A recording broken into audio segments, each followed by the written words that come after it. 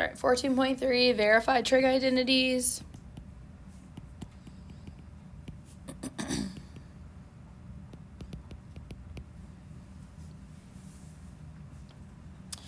So the first one just say to find the values of the other 5 trig functions of theta. So just like normal, I still want you to write out all 6, but you only technically are finding 5.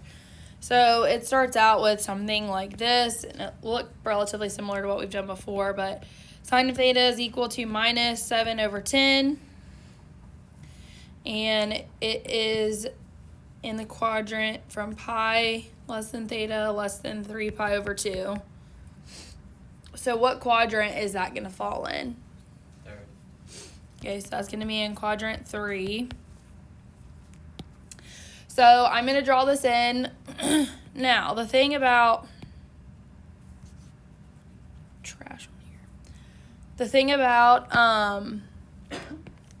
these problems, when there's a negative sign, we don't always know exactly where the negative goes. Okay, so sometimes we have to play around with it, and so we really have to watch signs in this section. So I know that it's in quadrant 3, so I know it's going to be somewhere like this, okay? It's this angle that we're dealing with here. So sine is what? No, like what is the...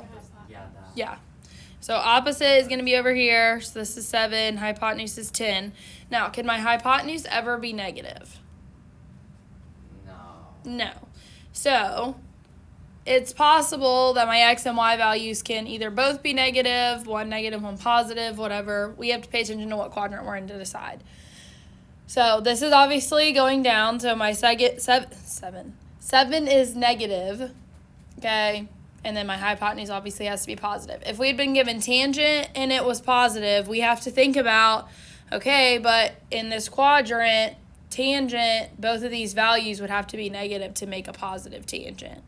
Okay, so you really have to pay attention to what signs are going on them. That's the really only difference with this compared to what we've been doing.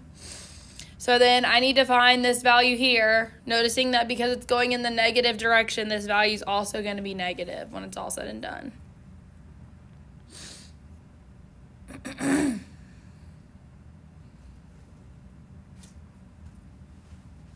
So I can use the Pythagorean theorem to solve for that. So 10 squared minus 7 squared and the square root of all that.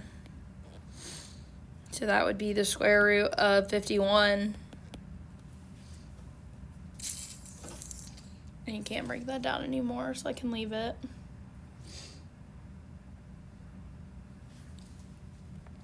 So this will be minus the square root of 51. And then I just have to solve for the different functions.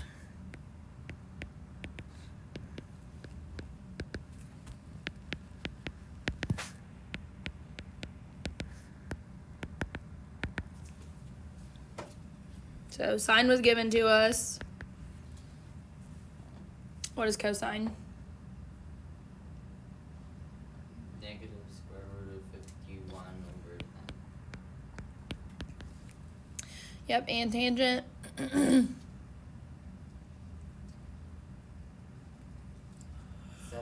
square root of 51 over 51. Yep. And since both were negative, that's where y becomes positive. Cosecant.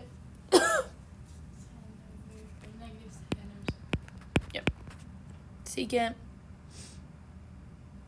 squared, or negative 10 square root of 51 over 51. Yep. And cotangent. Square root of 51 over 7. Yep.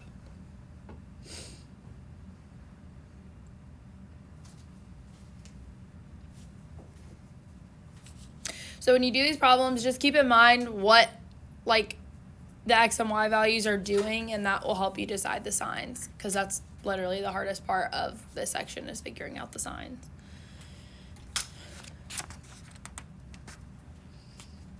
Do y'all feel like you need to see another one like that, or the setup of it maybe? Maybe like the part where we're figuring out the signs. This part? Yeah. Okay. Let's see. Let's do number 8. So I'll do everything but actually solving it out, but y'all can do that later if you want. So secant of theta is equal to negative 9 over 4, and it's from pi over 2 less than theta less than pi.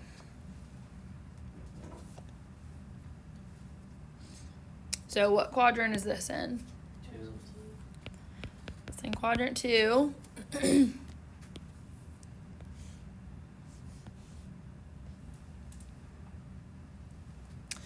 So now there's a couple ways you could look at this. You could either just know that secant is hypotenuse over adjacent.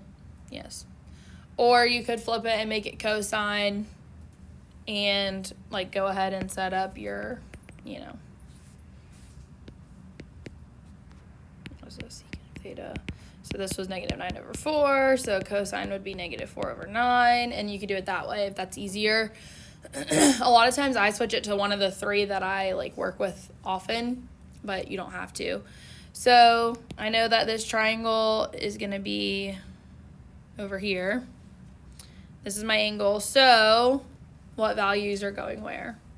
9 is the hypotenuse and negative 4 is on the x-axis. Yep. And it's negative, like you said, because that's the value that's going to the left. And hypotenuse is always positive. So then to find this other value, 9 squared minus 4 squared and the square root of that. What was that? 81 minus 16. 65. Why is this problem 65, right? So then this value is going up, so it's positive, so this one's going to be the square root of 65, and then you would be able to continue on with the rest of the 6 trig functions from that. So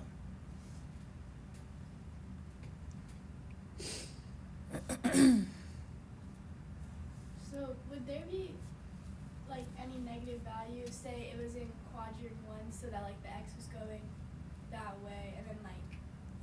so in quadrant 1, everything is positive. Oh, okay.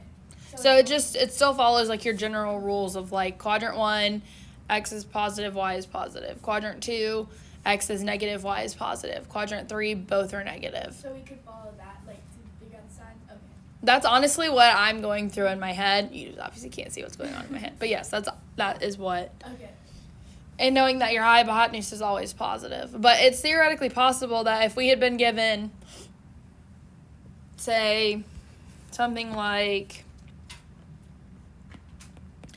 tangent of 3 over 4 or tangent of theta is equal to 3 over 4. And we were told that it was from pi less than theta less than 3 pi over 2. That's going where? Quadrant 3. So that's in quadrant 3. Both of these values are positive, but in quadrant 3, what do we know? Both should be negative. Both should be negative. So because both are negative, they're canceling, which is what's making it positive. But when I go to put them on here, I need to make them negative. Okay. So that's why I'm like, pay attention to what's actually happening on your graph. See, does this make sense? Okay. So this would be, opposite over adjacent. So this would be negative 3 over negative 4, and that just reduces to 3 over 4. And then you would be finding the other side, which should be 5. So 3, 4, 5 triangle. But that's how you would do that. Okay. And cotangent obviously would be the same way. So I think, maybe not.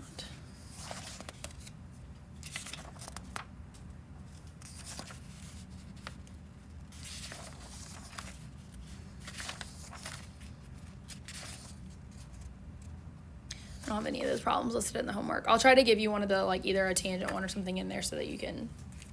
The other ones are a little easier than the tangent and cotangent ones.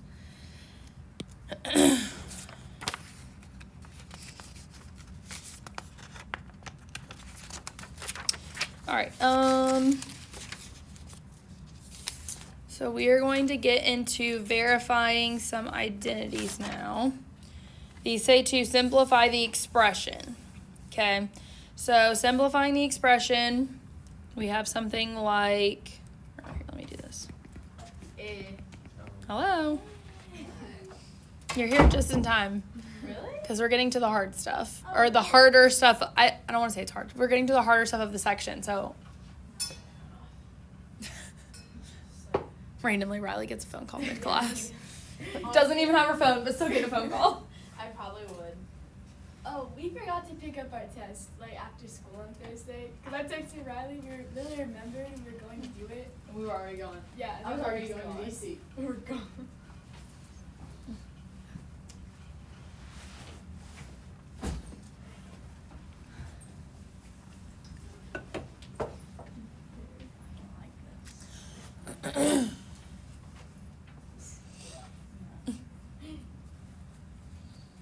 I'll go ahead and put the problem up, and then we'll wait for her to get situated. She's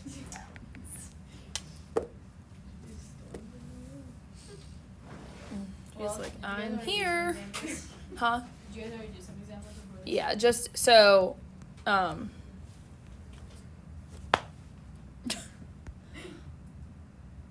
okay, well, clearly this is, what is happening? Of course, it's when Riley walks in the room. What is going on?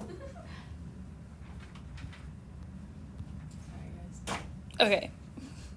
So basically, it's very similar to what we've been doing in terms of, and I'll post these for you, but it's very similar in terms of what we've been doing. It's just now giving you a trig function is equal to something, and you have to basically figure out where it goes on the graph, so in what quadrant, and then figure out the other trig function, and then you solve for all six. I just set up like two more of them after we did one, and was like, y'all know how to write what they all are now, so.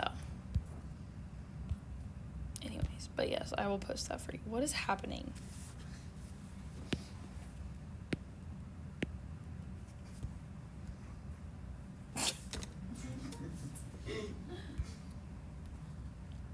I think I need to update my iPad. Maybe I need to do that before pre-calc class starts.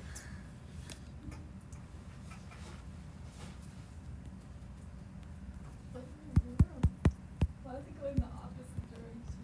I don't know. Okay. All right, so I'm looking for the simplest way to write what's given here. And you're probably thinking, well, that looks pretty simple. It's just sine of x times cotangent of x. But I want to cancel down as much as possible. Okay, so think about when you have the fraction like 1/2 times 3/6 or something. You're going to rewrite that as one thing because you want it as simple as possible. Basically, that's what we're doing here. We're going to take those identities that you wrote down the other day, and I don't actually have them in front of me, so anyways. And we're going to have to simplify it down as much as possible. And some things when we're done, you might be like, that looks worse than when we started. That's possible. It is possible. But it simplified it down like they would want us to. So I always want to look first of, is there anything that I can rewrite as something else? So can sine be rewritten another way? No. Okay. I don't mean like, opposite over hypotenuse. Like, I mean like in terms of another trig function. Can cotangent be rewritten another way? Maybe tangent. Okay, what's another way I can rewrite it? These should be in your notes. Look back.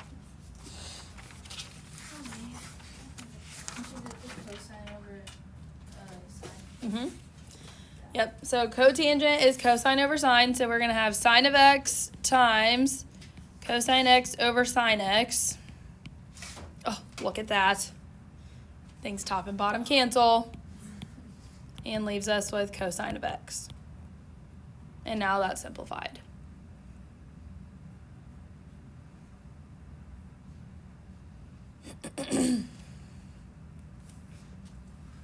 Now I go grab my other notebook really quickly. Yes. I was very confused. She kicked you out of the computer lab. Yeah, she had to take a call. Oh. I was like, so she kicked you into here? Or we're doing trig if you want to watch.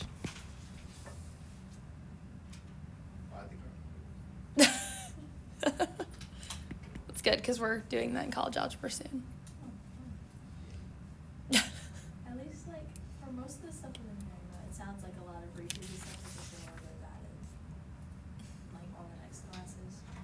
Pretty much, yeah.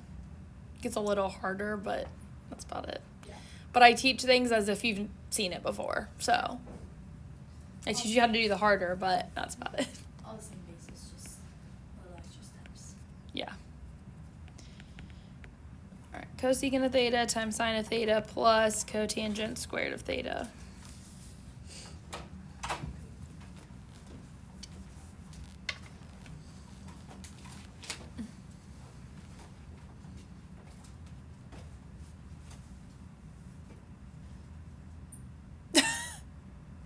All right, so It's your hand now.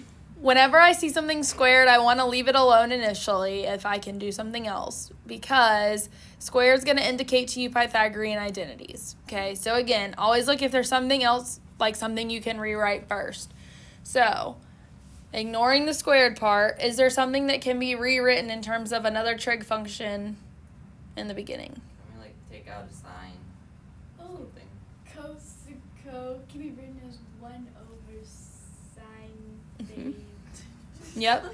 Cosecant is 1 over sine of theta That's just what it looks like. times sine of theta plus cotangent squared of theta.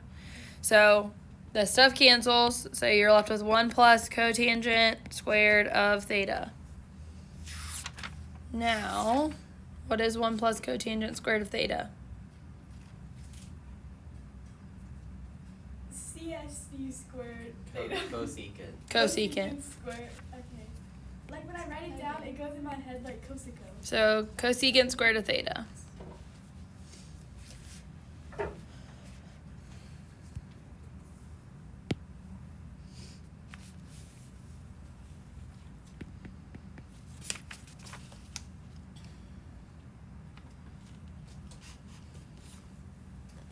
All right, 14. 1 plus tangent squared of pi over 2 minus x.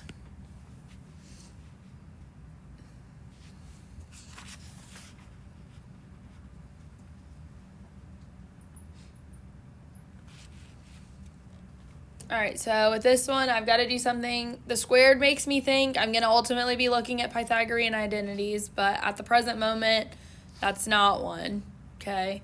So, is there something that's like the tangent of pi over 2 minus x?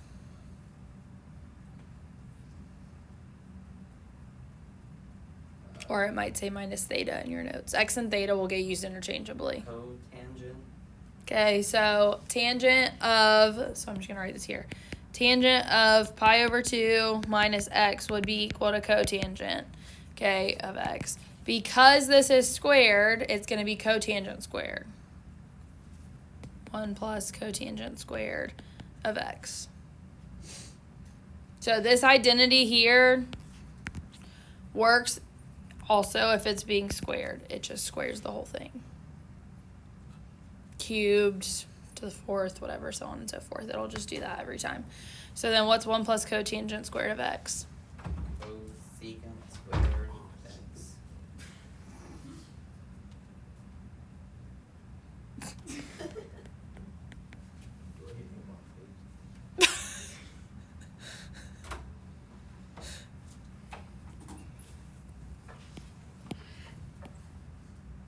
She's still on the phone.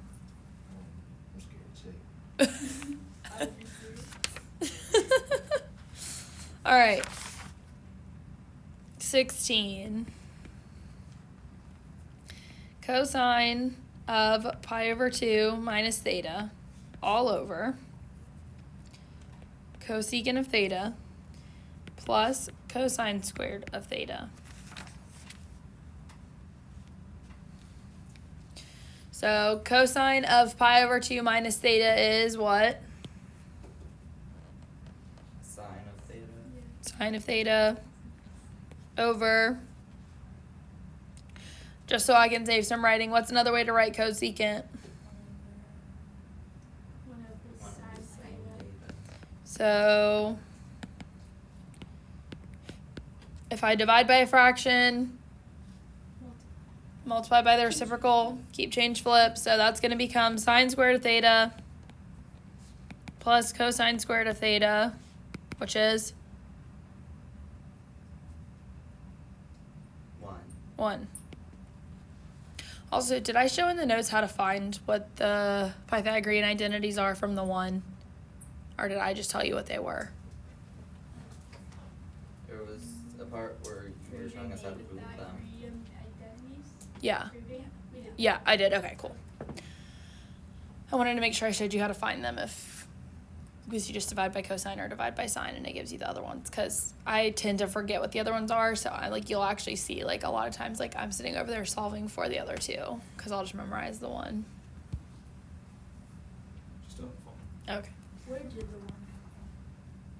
It's just what it's equal to. It's just the identity. I just wrote it to the side instead of underneath. So sine squared plus cosine squared is equal to 1 is the most common one. The other ones get used occasionally. All right, let's see. And you might eventually feel like some of this is a little bit overkill because we do so many, but it's because they're all different yet similar. And so it's better for you to see all of them and see lots of examples and do lots, because that's how you get familiar with how to use them. So, all right, 18. It says cosine squared of x over cotangent squared of x.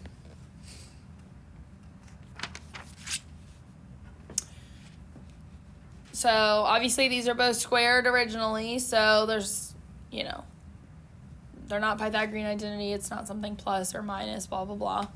So my next thought is, well, how can I rewrite this? When we rewrite a squared trig function, we rewrite it just using squareds. So which of those things can be rewritten in terms of other trig functions? Easily. Cotangent? And that would be what? 1 One over over tangent tangent. theta. Tangent Okay, let's think about, so that's good, okay? That is one other way we can write it, and that's fine. But think about, what am I already have in here? Because I'm trying to simplify. So if I already have a cosine in the problem, I want to see if there's a way I can rewrite in terms of something with cosine. So what's another way I can write cotangent in terms of cosine? Cosine over sine. Yep. So it'll be cosine squared x over sine squared of x. Okay, so this is cotangent. So that's where that came from. Okay, 1 over tangent, that wouldn't reduce anything for you. Okay, you would have ended up being 1 over sine over cosine, and then you would have had a whole bunch of extra fractions going on that you don't have to have. So always think, can I rewrite it in terms of 2 other trig functions first? If you see sine and cosine, always assume, or I see sine and cosine. If you see tangent or cotangent, think sine and cosine first. Now, if it had been a tangent squared on the top, then yeah, I absolutely would have rewritten it as 1 over tangent instead. But since I saw a cosine, I want to think, let me rewrite it in sine and cosine first. So now, keep, change, flip. So you'd have cosine squared times sine squared over cosine squared. Cosines cancel and leaves you with sine squared of x.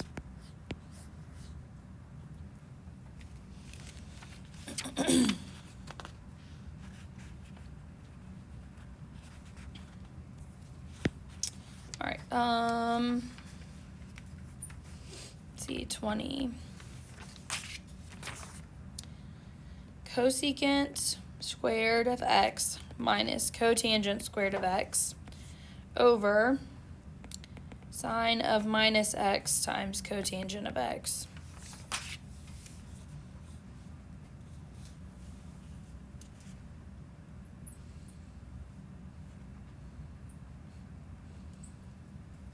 All right, so there's a couple different things going on here, okay? Do you see on top, I'm gonna look at the top first, do you see a Pythagorean identity that has both of those in it? It doesn't necessarily have to look like that, but that has both of those in it, and if so, what is it? 1 plus cotangent squared x equals cosecant squared x. Okay, yeah, or theta. I'll use them interchangeably all the time, so. as long as you keep it the same in the problem, like if you like start the problem with theta and you finish with theta, but it was really supposed to be x, that's fine. Just don't give me like, oh, cosine of x plus sine of theta minus, like, no. Just as long as it's one or the other, I don't care. All right, so from this, do you see a way that I can make this kind of look like this?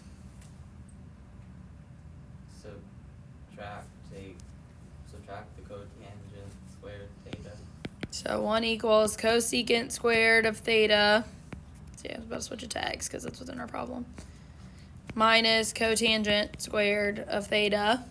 So now I have what's on the top here. And I can rewrite that now as 1. Now, to save writing, because these problems will get really long, I'm going to try to do... Okay, so that's what happened there. So then sine of minus x is what? Negative sine of x. Negative sine of x. Now, I want to see if there's a way that I can rewrite stuff still. So cotangent can be rewritten as what? Okay, again, think in terms of what I already have. Sine over sine. So cosine x over sine x. All right, so then in here, sine of x can cancel. So I'm left with 1 over minus cosine of x. Now, the negative sign is out front technically, so my answer is just going to be negative. 1 over cosine is what? Secant. So minus secant of x would be the final.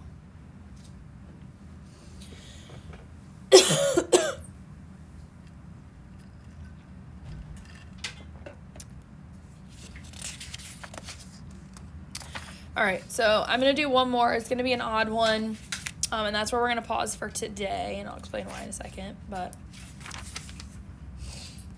21 is a little bit more confusing, so that's why I'm going to do this one and not assign this one to you. Cosine squared of x, tangent squared of minus x, minus 1 over cosine squared of x.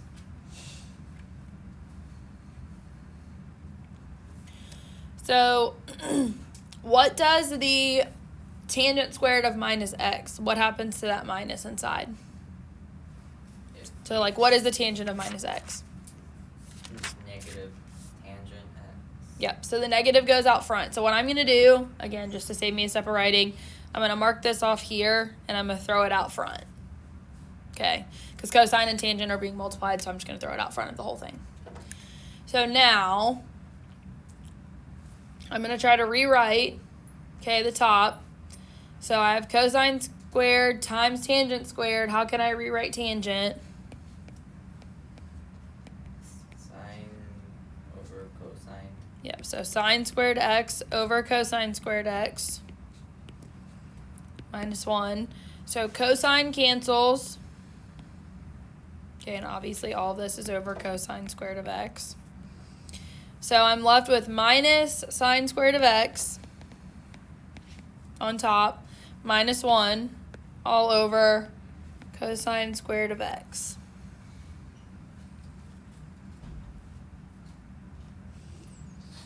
So now, what does the top kind of look like?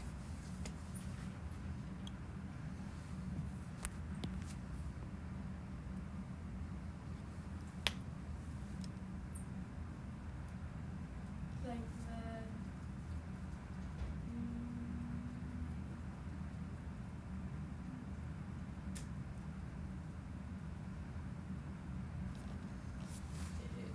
The whole thing kind of makes me think tangent or something.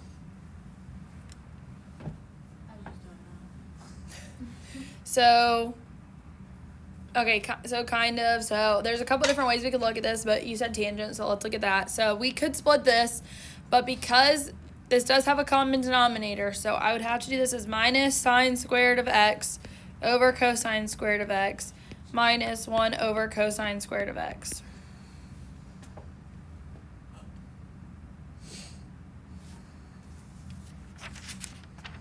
So sine squared over cosine squared would be equal to what?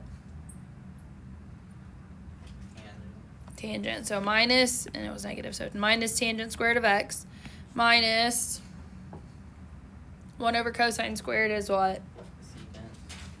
Secant squared of x. Now, my Pythagorean identity that looks like this is 1 plus tangent squared of x is equal to secant squared of x.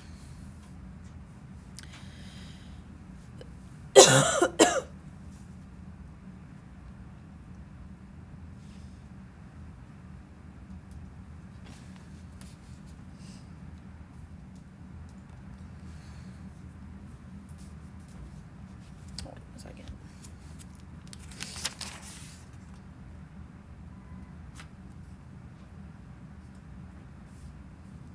Okay, so then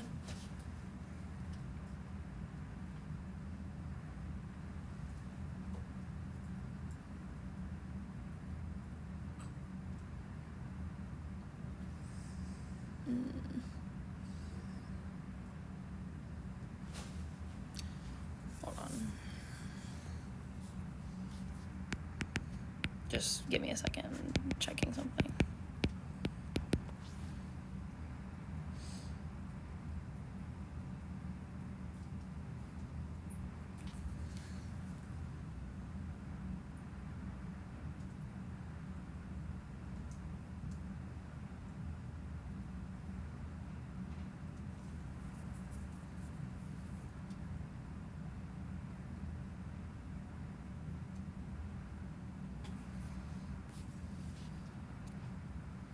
Supposed to be equal to -1 according to the book, so I'm trying to check and see.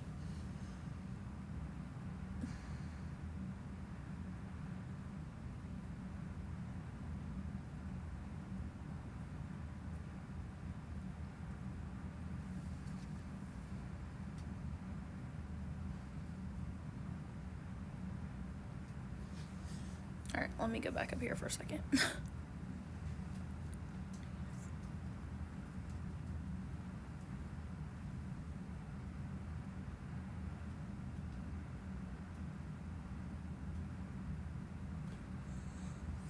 All right, we're just going to leave it here because that's as simple as that can go, technically, other than taking out a negative. Because it's not actually a Pythagorean identity.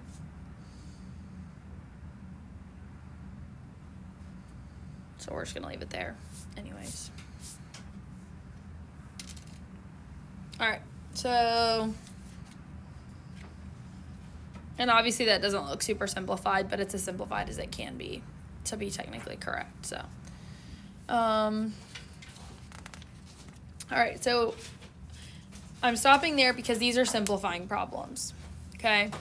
The next thing is verifying identities. So basically it gives you something like, I'll just read off the first one that we'll do. Tangent of theta, cosecant of theta, cosine of theta is equal to 1. So we have to basically do stuff to one side and leave the other side alone. So we're going to be changing stuff. So I would rather you get used to kind of using them first before we start verifying. So I usually do this in 2 days. So, and these won't actually be due tomorrow, but I just want you to get like a start with the last little bit of time that we have. So 3, 7, so those are going to be the triangle problems. I would almost rather you wait. If you're not like super OCD about doing your problems in order, I'd almost rather you wait and do the simplifying ones first and then do the triangle ones later. But if you prefer your stuff to be in order, that's completely fine. And then 11 through 19 odd, just because I want you to get lots of practice, and you can't ever have too much practice when it comes to that. So, and then tomorrow we'll work on verifying, and there's only a few of them that are in the book that we do, so you should have plenty of time tomorrow to work on this stuff as well.